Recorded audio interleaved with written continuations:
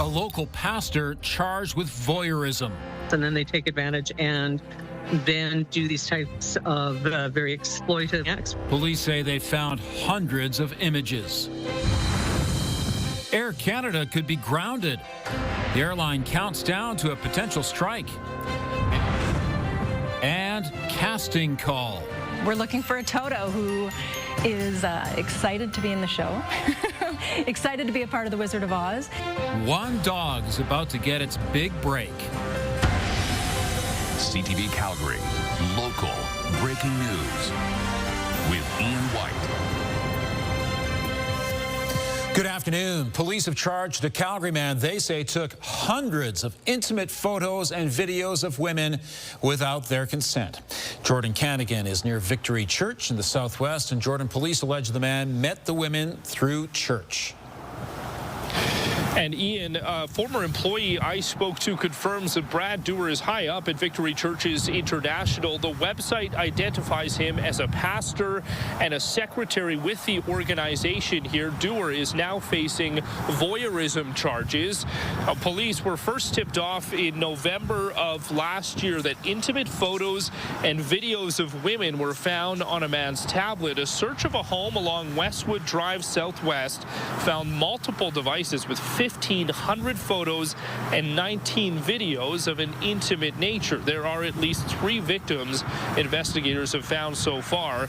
It's alleged the man provided a place to stay for women he met through church between 2016 and this year and recorded them without their knowledge or consent. Victim advocates say incidents involving someone in a position of power and trust can be all too common. It's a really sad state of affairs, but this is something that we see quite often, that it's someone who seems like they're doing something very helpful for someone else, and then they take advantage and then do these types of very exploitative and very degrading acts, really, to get these images.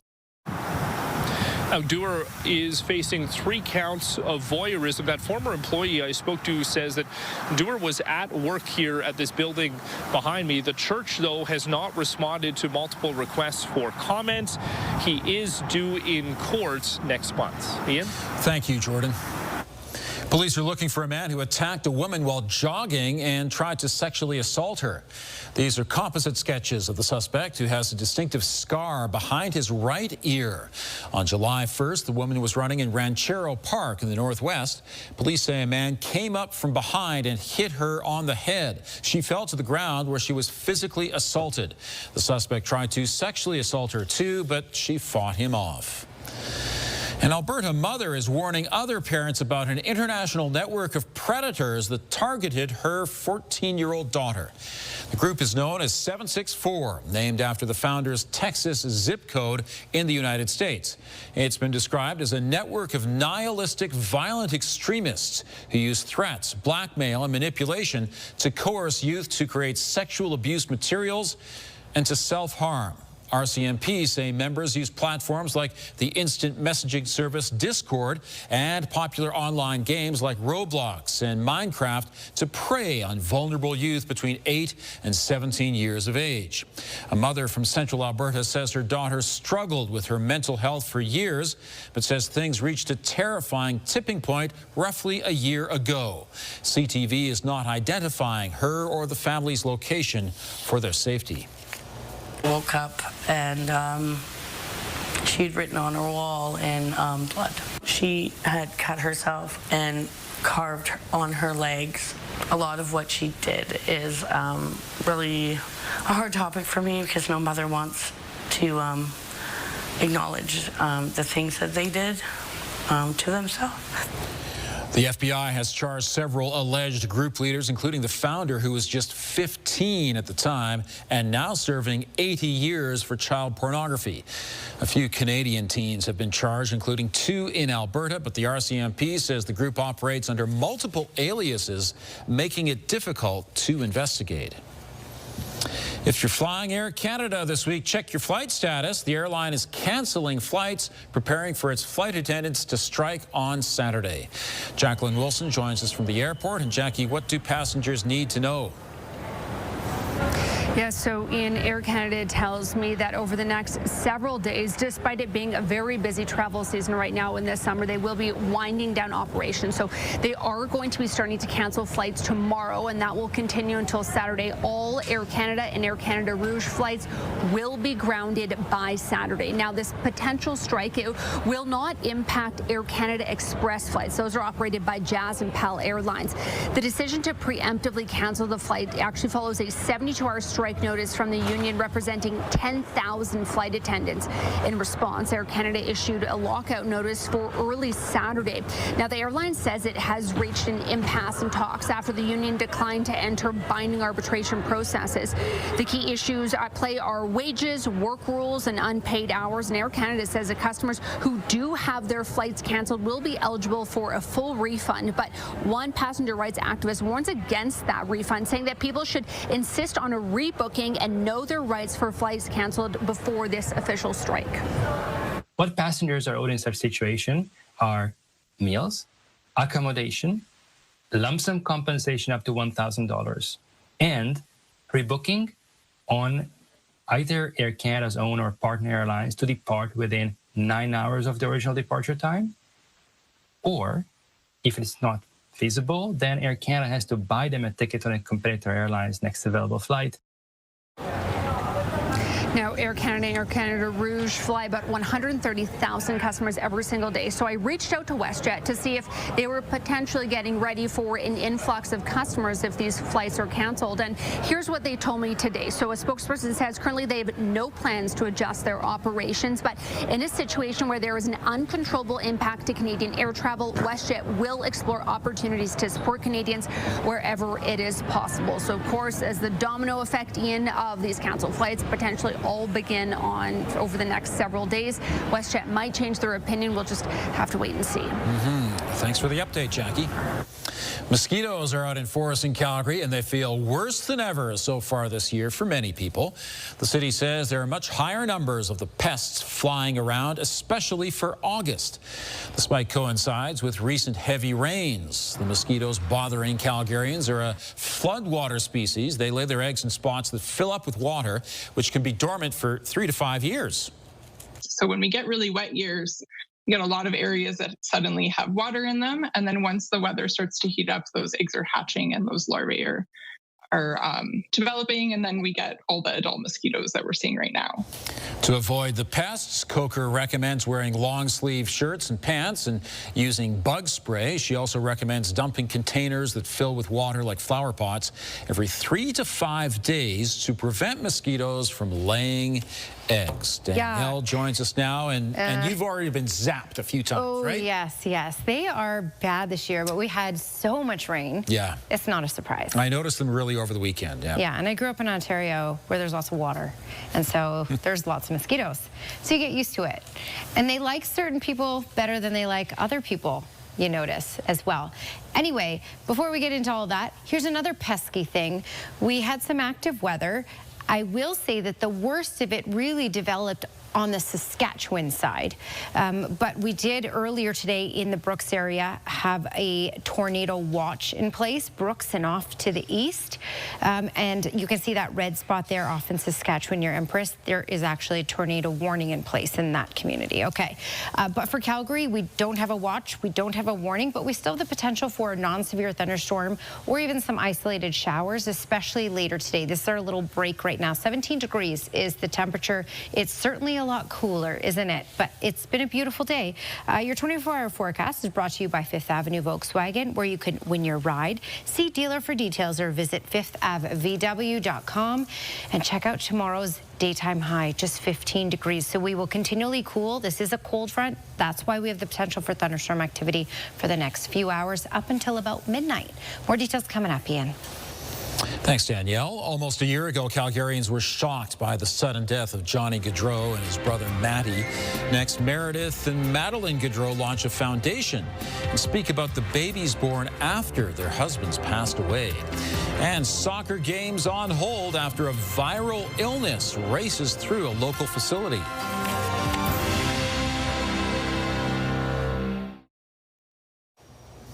Today would have been hockey star Johnny Gaudreau's 32nd birthday, and his widow is taking the occasion to publicly launch a foundation honoring Gaudreau and his brother Matty. Meredith and Madeline Gaudreau appeared on Good Morning America today to speak about the foundation. Former Calgary Flame Johnny Gaudreau and his brother Matty were killed nearly a year ago. They were cycling in New Jersey when a suspected drunk driver hit them. Meredith revealed at Johnny's funeral that she was expecting, and on April 1st, she gave birth to their third child, Carter Michael Gaudreau. Our baby Carter looks exactly like him, and he's the happiest 4-month-old I've ever seen. He just doesn't stop smiling, and I think it's really special because, you know, he's shining through in Carter, I think, a lot. I just can't imagine how happy John would be if he was here. The foundation is dedicated to reducing costs for families involved in hockey, supporting hockey families that have faced tragedy, and helping other families that have been affected by drunk driving. Suspected cases of hand, foot, and mouth disease forced the Calgary Soccer Centre to close yesterday. The city says the facility was closed as a precaution following reports of the disease among a few children attending a day camp. Alberta Health Services was contacted and enhanced cleaning measures were completed throughout the building. All indoor soccer games and field rentals were cancelled last night. The centre is now open again, and the city is apologizing for any inconvenience. All right, we have a cold front about to move through, but that's just the short-term thing. I'm looking beyond that to a very nice weekend. I like how you think, Ian, and that's the good thing to do because the weekend looks stable, especially by later on Saturday, and temperatures will build again, so it will feel summery. But until we get there, it's a little bit of back and forth here. We had a good amount of heat today in many communities, and with that excessive heat combined with the cold front that provides that lift, we have all the ingredients in place for some severe weather we've had anyway. I'm going to show you that in just a second here, but first just a little focus on temperatures in and around the city. Downtown 19, 17 at the airport and in Bragg Creek, Irricana at 19, Strathmore at 20. Get your daily dose of greens at Serenity Golf Club, just 20 minutes east of the city. And it was a nice day for golf, actually, for the most part, but it was a little windy at times depending on the community you were in. A little calmer in Calgary, a little wilder to the south of Calgary. Okay, right now temperatures, you can see the difference and the big cool down on the way. So a cooler air mass moving in, and it's really led by that cold front that's swiping through that provides the lift. And when you have this kind of heat and these air masses collide, yes, it can provide some really strong and active weather. For the most part, that active weather didn't really fully materialize until it headed off into Saskatchewan. But I will say, keep your eyes on the sky for the rest of today, because if there is any sort of thunderstorm activity headed your way, it could likely be some more severe thunderstorm activity. And just as we were talking, you could see that colder air start to creep further. So we had, as we talked about, one more hot day in the far southeast, but it will all cool down. Everywhere's cool tomorrow, well below normal. In fact, on average, we're about 10 degrees cooler tomorrow compared to our temperature today. Here's a look at where we have the severe thunderstorm watch in place. It's to the east of Calgary, so Strathmore over to Brooks, down to Champion, and over to the Medicine Hat area, up through Coronation as well. Earlier today, from Brooks and off to the east, there was a tornado watch, but it didn't intensify to that level, mainly for the most part, until it headed off into Saskatchewan. I'll show you the radar in just a second. It's been a bit windy as well, as we talked about for today. 67 was the max wind gust in Pincher Creek, in the 50s for Lethbridge, Medicine Hat, and Calgary. The winds will calm down for tomorrow. There's a look at that really active line of storms, and again, some of these cells producing rotation as well, and tornadic activity certainly possible and certainly likely in some areas. But these cells are less severe. These are what are tracking in. So up until about midnight tonight in Calgary, we have the potential of either shower or non-severe thunderstorm activity. Then this is a look at around the midnight hour. It clears out. And for tomorrow, we're looking at a mix of sun and cloud in the city, but certainly temperatures will be much cooler. Rain arrives back again on Friday morning. Here's a look at your 5-day forecast. 16, just a high of 16 for tomorrow. We'll get back into the 20s for Friday with some AM showers. Thanks, Danielle. A leader in the fossil fuel industry has his sights set on other forms of energy still to come. Jim Kinnear previews a conference that will explore wind, solar, and many other forms of green energy.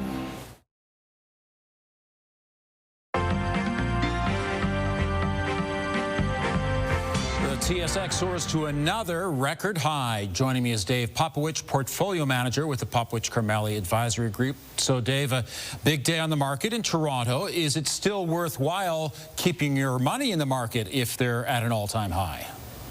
Well, hi, Ian. We keep talking about these all-time highs, and as you've correctly identified, today was another all-time high for the TSX. Clearly, the momentum that started yesterday on the expectation of rate cuts by the Fed and the stimulus that provides continuing to push markets higher. It did so in the United States as well, although big technology giving up a little bit of profit taking there, I suspect. So that held back, say, the S&P and the NASDAQ a little bit, but still in positive territory. Last thing I'll add is oil today falling just a little bit. And that's despite the fact that, of course, we're getting closer to the Trump meeting with Putin, and that could be consequential in terms of where that goes. You've asked a very interesting question, though, about, because we continue to hit all-time highs, can markets continue to go higher? It's a common question that investors ask themselves. Well, here's a fun fact for you. If you look at the Dow Jones mechanical board that's behind me, you'll notice at the top that the highest it goes to is 9,999.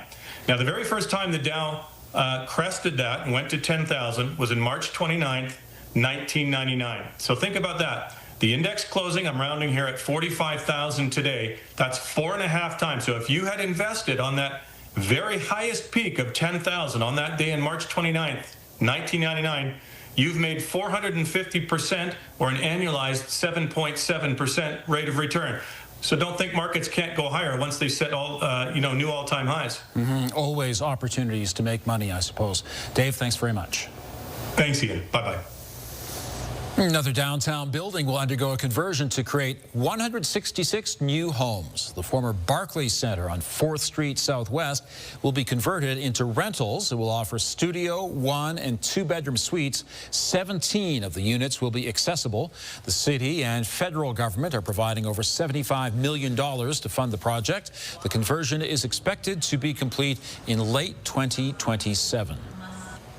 Financial concerns about Alberta's vehicle insurance overhaul. Here's Tara Nelson with a look ahead to CTV News at 6. Hi, Ian. The province is working on new legislation that will bring in no-fault insurance. The UCP claims it will lower insurance premiums, but the Insurance Bureau of Canada disputes that. You can join us at 6 to find out why.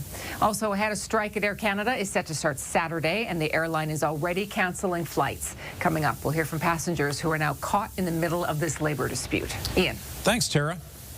How you fuel your car, heat your home, turn on the lights, power your computer. All those uses of energy may change in the next few years. And a summit in Banff this fall is taking a close look at the future of energy. Joining me is Jim Kinnear, who is organizing the Future of Energy Global Summit. Thanks very much for coming in and joining us today. You're more than welcome, and thank you, Ian, for the opportunity. Now, a lot of people may remember you as the former CEO of Pengrowth Energy. You made a decent living in oil and gas. Yes. Why are you so bullish on alternative energy now? Well, Ian, what we're looking at is, as you said, alternative energy. We don't cover at our conference in any detail conventional oil and gas. And the reason is that's already very well covered by the investment community. So we looked at various alternatives: wind and solar, small nuclear plants, LNG, hydrogen, AI relative to the business, and energy security. And that's security of the plant, the wells, the gathering systems, and also cybersecurity. So those are the areas we cover at the conference. And I'm not sure we're really about to recommend one or the other. It's more about providing information and accurate information about the energy industry. What about geothermal? There are some companies in Alberta that are exploring that right now. Is that an opportunity too? It is. I think geothermal is going to be a little while in coming to fruition. It's been slow in starting, and there are some good opportunities in some old spent wells and otherwise in Alberta, but it's going to be perhaps a while until it's a factor in the energy equation. The other alternatives would be more interesting in the short run. And to see my extended interview with Jim Kinnear, visit ctvnews.ca/Calgary. We're looking at some cooler weather and some showers to end the week, but it looks like a lovely weekend ahead. Right now in Calgary, mostly cloudy, 17. Danielle has details coming up. 800 goats are grazing in Nose Hill Park for the next 2 weeks. They're helping to remove invasive plants and lowering the risk of fire.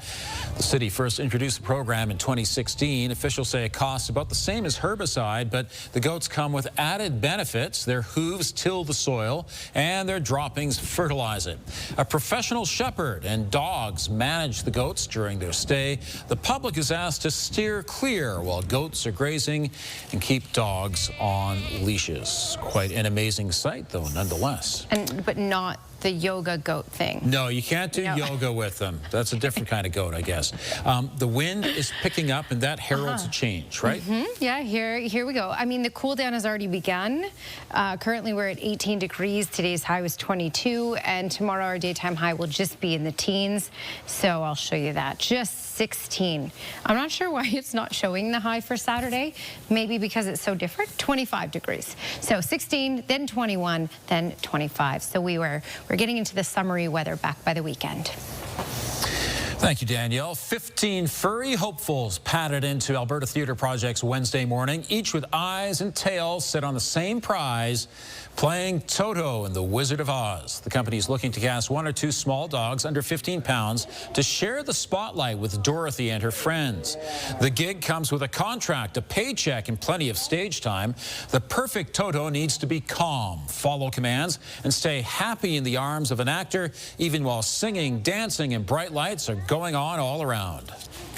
We're looking for a Toto who is excited to be in the show, excited to be a part of the Wizard of Oz, who is great around people, specifically a young girl who plays our Dorothy, because they really are a part of the company. They're a part of the ensemble. The winning canines will find out their fate in the next couple of days. The Wizard of Oz runs from November 25th to January 4th at the Martha Cohen Theatre.